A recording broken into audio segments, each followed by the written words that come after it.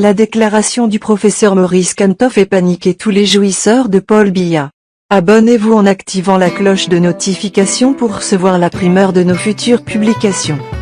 Déclaration sur les soupçons de détournement massif des fonds publics au ministère de l'Économie, de la Planification et de l'Aménagement du Territoire en coaction avec le ministère des Finances, diverses autres administrations de l'État, certaines entreprises et certains individus. Depuis quelques jours, les réseaux sociaux inondent l'opinion publique de documents et d'informations diverses donnant à croire que le ministère de l'Économie et du Plan et le ministère des Finances auraient fait des dons d'argent public, en milliards de francs CFA, à des hommes d'affaires. D'après ces informations, plusieurs administrations publiques, y compris la présidence de la République, seraient mêlées à divers montages visant à siphonner les caisses de l'État.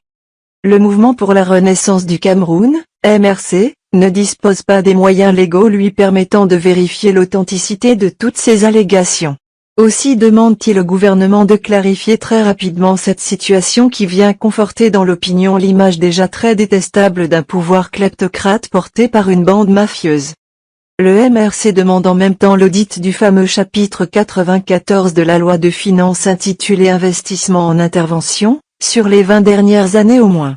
Le MRC demande aussi, dans les mêmes conditions, un audit du chapitre 65 sur les dépenses communes logées au ministère des Finances. Concomitamment, il demande une enquête approfondie à la direction de la programmation et des investissements publics dont l'actuel directeur qui, outre son profil atypique par rapport à la technicité de son poste, est présenté par une certaine opinion comme le fonctionnaire le plus riche en milliards de francs CFA. Face à ces affaires scabreuses qui laissent penser à un important réseau de détournement de deniers publics impliquant de nombreuses personnalités, tant au sein de la hiérarchie de l'État que dans le monde des affaires, le MRC demande l'ouverture d'une enquête d'urgence par les services compétents de l'État.